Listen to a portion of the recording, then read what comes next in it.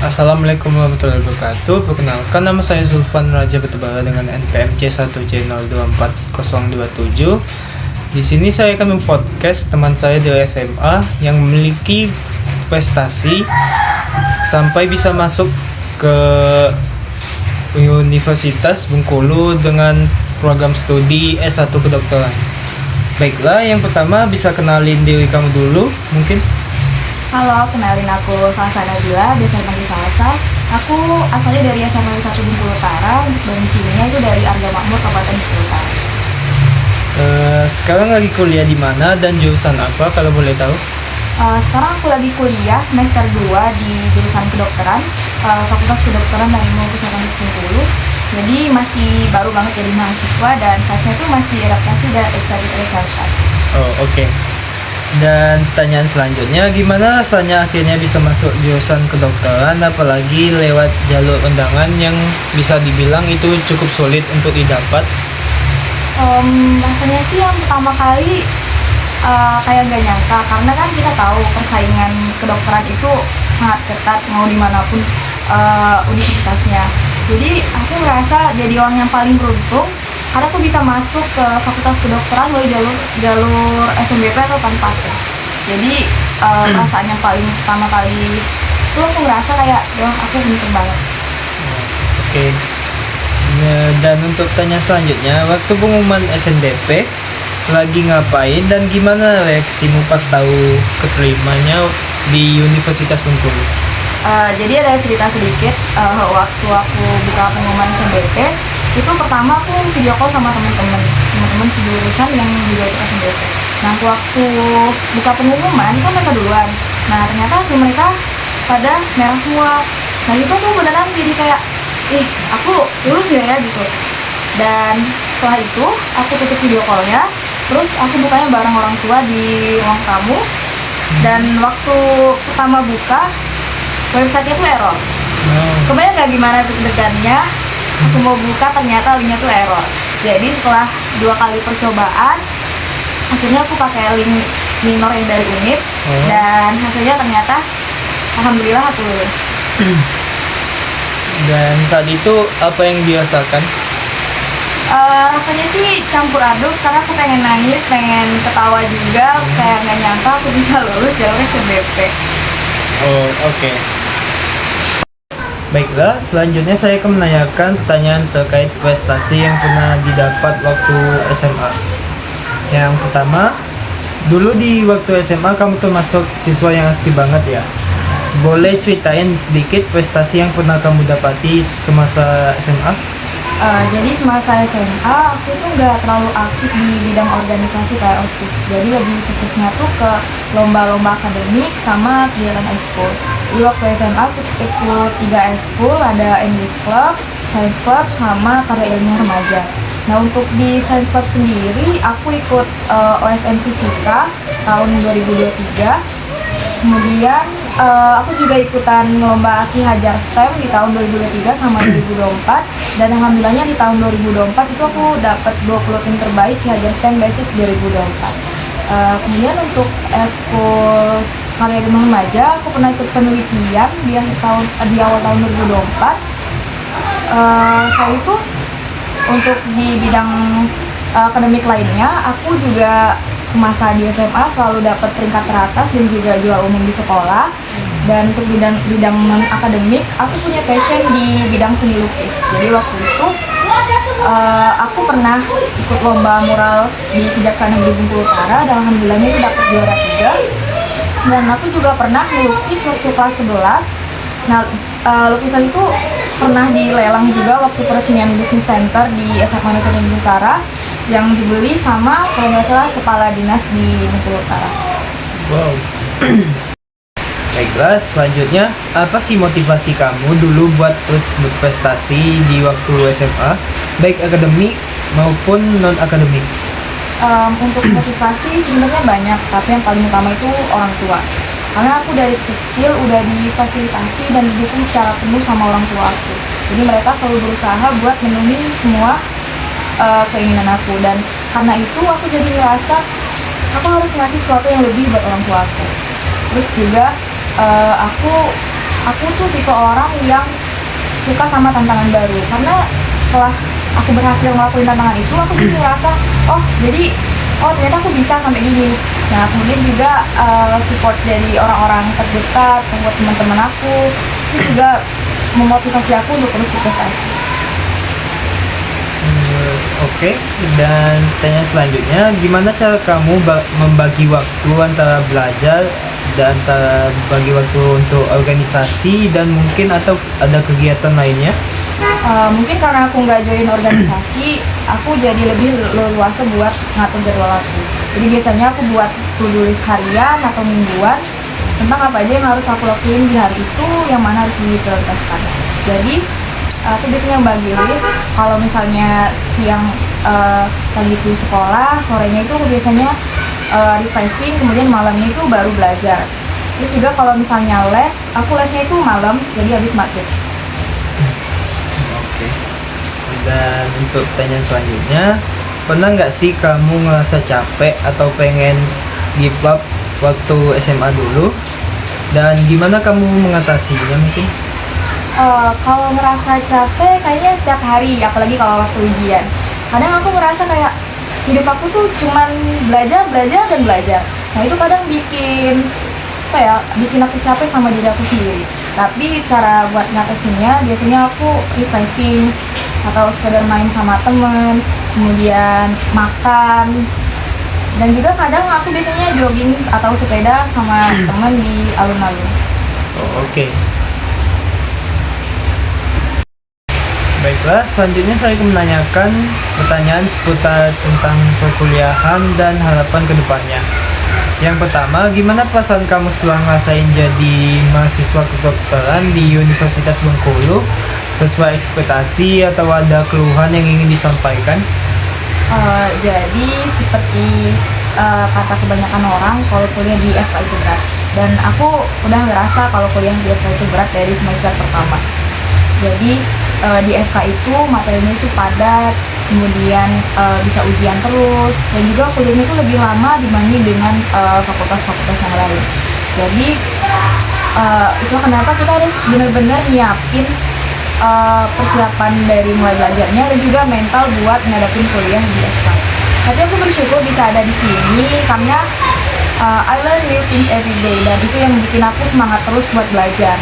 Dan juga aku ngerasa ini masih berawal dari perjalanan dan masih ada banyak lagi yang perlu aku lakukan di FK ini. Maka dari itu aku terus semangat setiap harinya buat belajar.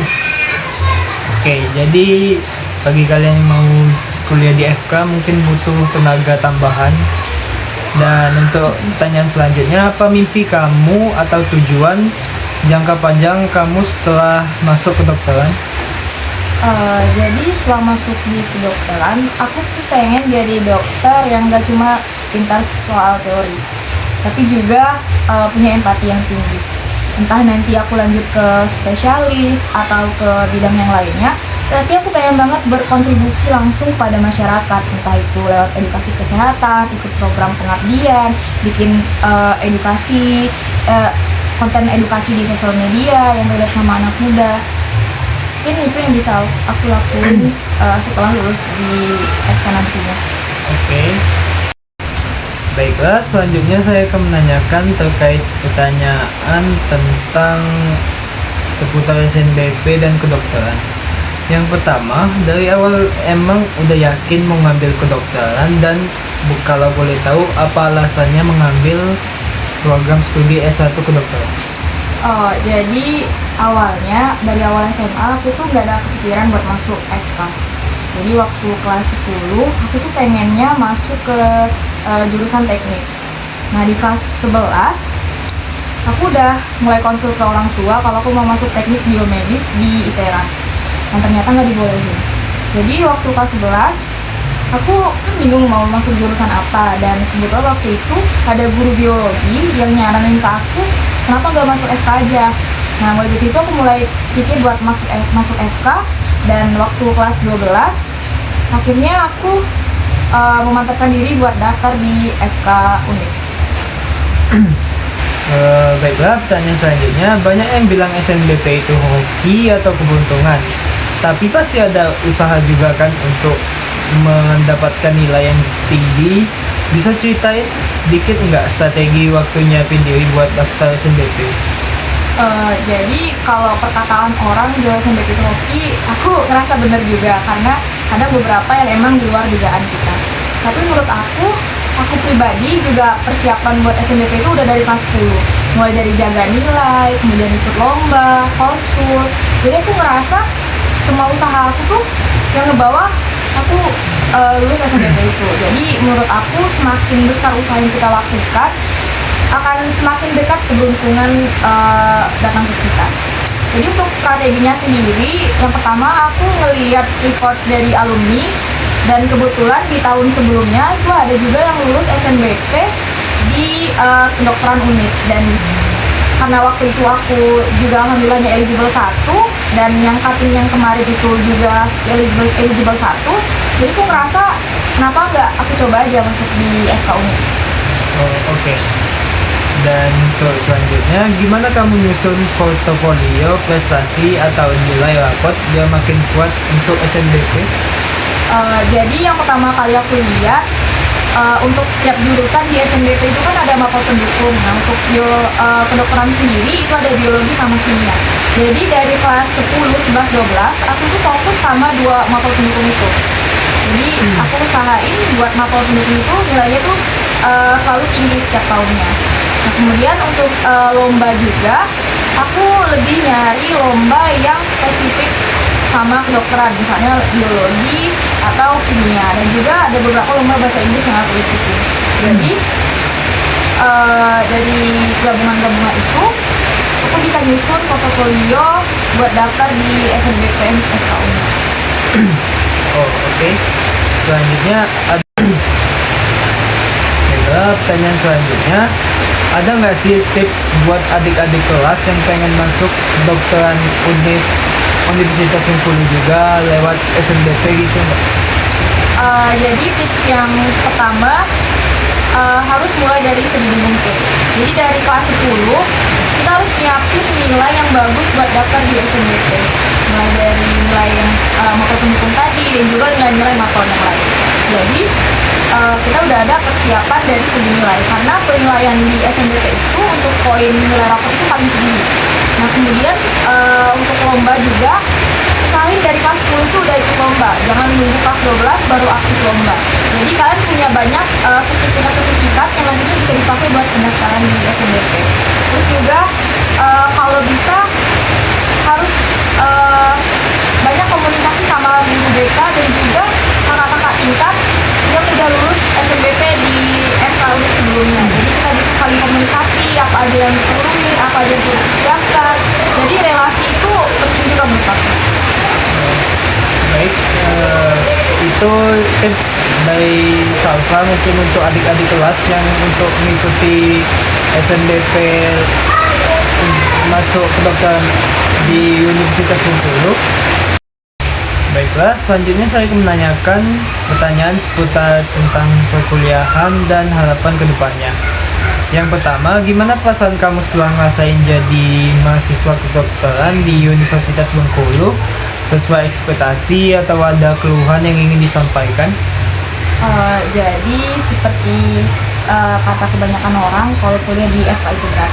Dan aku udah ngerasa kalau kuliah di FK itu berat dari semester pertama. Jadi di FK itu materinya itu padat, kemudian bisa ujian terus, dan juga kuliahnya itu lebih lama dibanding dengan fakultas-fakultas yang lain. Jadi itu kenapa kita harus benar-benar nyiapin persiapan dari mulai belajarnya dan juga mental buat ngadapin kuliah di FK. Tapi aku bersyukur bisa ada di sini karena I learn new things every day, dan itu yang bikin aku semangat terus buat belajar. Dan juga aku ngerasa ini masih berawal dari perjalanan dan masih ada banyak lagi yang perlu aku lakukan di FK ini. Maka dari itu aku terus semangat setiap harinya buat belajar.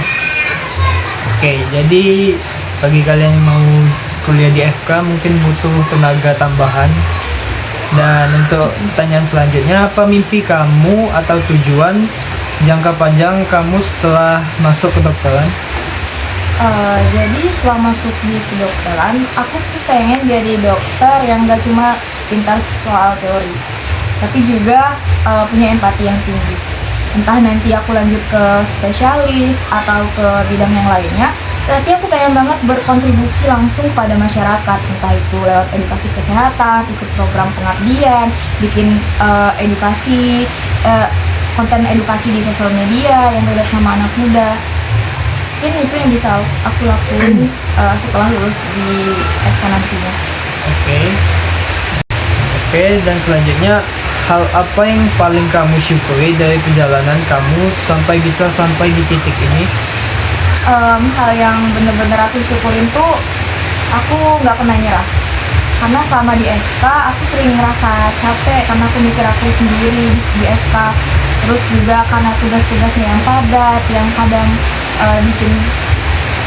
bikin nangis sih pernah gara-gara materi di FK. Tapi dibalik itu semua, walaupun aku ngerasa capek, aku ngerasa nggak sanggup, aku masih punya satu titik yang buat aku terus semangat buat ngadepin hari besoknya di FK. Nah, mungkin salah satunya itu faktor dari orang tua aku yang dia terus nanyain setiap malam gimana tugasnya, gimana kuliahnya. Dan itu yang bikin aku semangat buat terus kuliah walaupun sebenarnya aku yang merasa capek kadang. Oke, mungkin itu. Jadi intinya selalu minta doa dari orang tua dan juga jangan patah semangat. Mungkin sekian dari saya. Wassalamualaikum warahmatullahi wabarakatuh. Menurut aku, prestasi itu nggak melulu soal seberapa sering kita naik podium, dapat piala, atau diakui banyak orang. Karena sejujurnya selama SMA pun aku sering banget gagal. Ada banyak momen dimana aku udah usaha sekeras mungkin, begadang buat belajar, nyiapin naskah, laporan, atau latihan materi lomba. Tapi pas hasilnya keluar, ternyata gak sesuai ekspektasi. Rasanya sedih, kecewa, dan campur aduk. Tapi anehnya, justru dari situ aku belajar paling banyak. Aku sempat ada di fase dimana aku merasa seperti ikan besar di kolam kecil. Di lingkungan sekolah, mungkin aku ngerasa cukup unggul, cukup dikenal karena aktif, dan juga dapat nilai bagus. Tapi begitu melihat dunia luar yang jauh lebih luas, ketemu orang-orang hebat dari sekolah lain, daerah lain, bahkan dari skala nasional, aku jadi mikir, wah, ternyata aku belum ada apa-apanya nih. Nah, perasaan itu sempat bikin aku ngedown, ngerasa kecil banget, kayak semua yang udah aku capai itu jadi gak berarti apa-apa. Tetapi makin kesini aku jadi sadar, perasaan itu bukan buat dijadikan alasan untuk berhenti, tapi justru bahan bakar supaya aku bisa berkembang lebih jauh. Karena hidup itu bukan tentang siapa yang paling cepat sampai di garis akhir, tapi siapa yang bisa tetap jalan meskipun pelan. Kita semua punya ritme masing-masing, punya cerita sendiri, dan itu yang bikin perjalanan kita unik. Gak apa-apa kalau sekarang kita belum sehebat orang lain, dan gak masalah kalau kita masih dalam proses. Karena yang paling penting, kita terus maju, terus belajar, dan gak berhenti di titik nyaman. Aku juga belajar bahwa kegagalan itu bukanlah akhir, tapi bagian dari proses. Justru dari kegagalan itu, aku tumbuh jadi lebih kuat, lebih sabar, dan lebih mengenal diri sendiri. Karena nilai diri kita itu nggak bisa ditentukan cuma dari satu hasil lomba atau nilai raport, tapi dari seberapa besar usaha yang kita lakukan, seberapa sering kita bangkit setelah jatuh, dan seberapa tulus kita menjalani semuanya.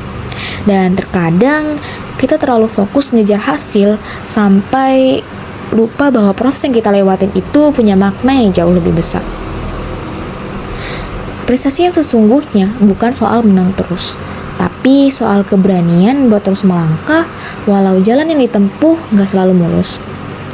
Semua langkah kecil itu punya arti. Sekecil apapun progres kita hari ini, tetap itu adalah langkah maju.